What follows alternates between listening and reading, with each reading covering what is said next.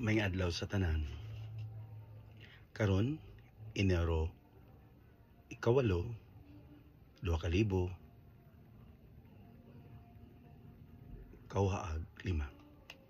Sa ngalan samahan sa Anak sa Espiritu Santo. Amen. Unang pagbasa. Pagbasa gikan sa unang sulat ni San Juan.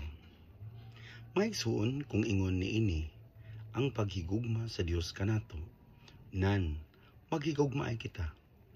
Wala pa'y tao nga nakakita sa Dios, apan kun maghigugma ay kita, magpuyo kanato ang Dios ug maghingpit dinhi kanato ang iyang gugma.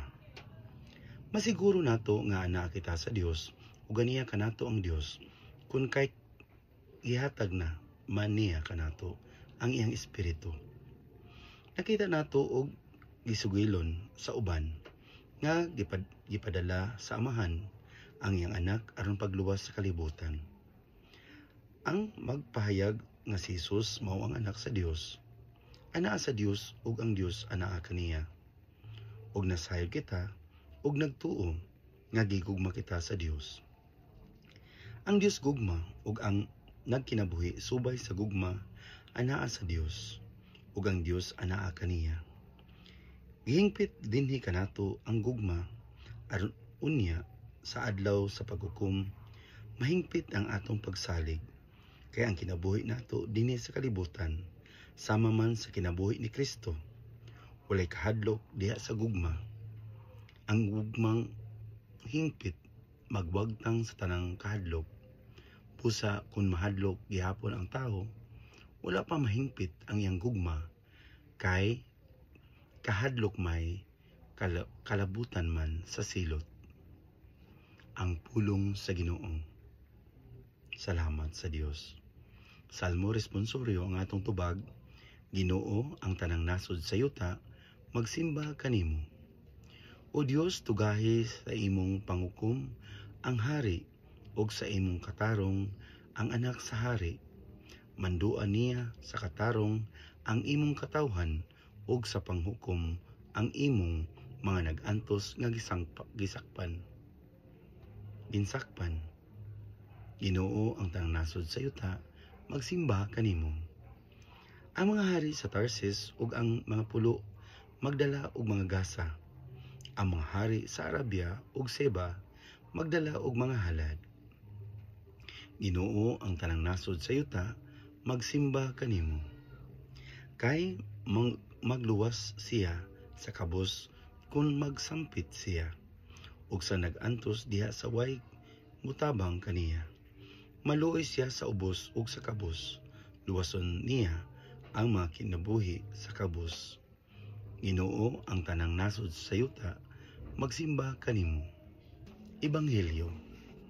Pagbasa sa Santos nga Ebanghelyo sumala ni San Marcos. Himayaon ikaw o Ginoo.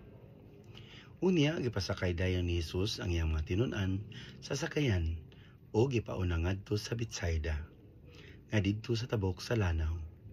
Gipapauli usab niya ang mga tawo. Tapos siya makapanamilit sa iyang mga tinun-an, mitunga siya sa usa ka bungtod aron pag-ampo. Pagka sawomsom gayod, ang sakayan didto na sa tiliwala sa lanaw ug si Jesus naginusara sa bungtod. Nakita niya ang iyang mga tinun-an nga naglisod sa ilang paggaod, kay sungsungon man ang hangin. Sa pagkaadlawon na, giadto sila ni Jesus nga naglakaw sa tubig. Mulubay lang unta siya kanila. Apan sa ilang pagkakita kaniya nga naglakaw sa tubig, naguna-una sila nga kadto sa kamulto. Busa nang nyagit sila tungod sa kahadlok. Apan miingon dayon si Jesus kanila, ayaw kahadlok. Salig kamo ako kini. Unya misakay siya sa sakayan, uban kanila ug milurang ang hangin. Nahibulong pag-ayo ang iyang mga tinun-an ug naglibog sa nahitabo. Wala sila makasabot sa kahulugan sa milagro sa pan. Ang ilang ginauna, wala makatugkad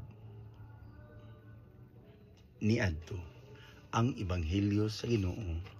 Dayon ikaw o Kristo. Pagampo sa katawhan. Amahan dungga kami.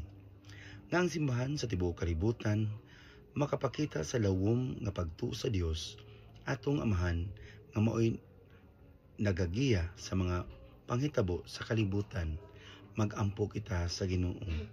Amahan dungga kami. Nga unta motubo kita sa atong pagtuo aron mahimo kitang masaligon sa atong gilaom nga ug mahatagan sa kasiguruan sa mga butang nga dili nato makita. Magampo kita sa Ginoo. Amahan dungga kami.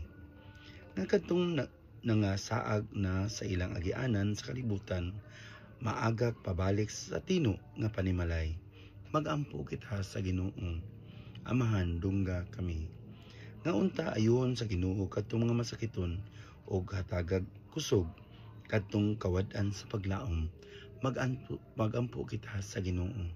Amahan dungga kami. Nga kadtong nangamatay makatagamtam sa hingpit nga makaluwas nga gahom sa Dios nga kanunay nilang gipangandoy. Magampo kita sa Ginoo.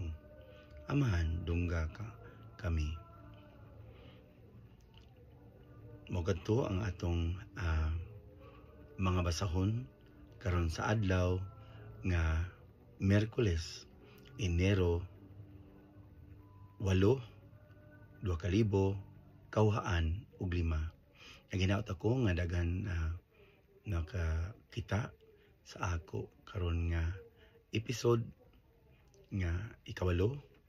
Hinaot nga i-share ninyo kini para sa makita kini sa ubang mga Kristiyanos o dili Kristiyanos. Daghang salamat ug maayong adlaw sa tanan.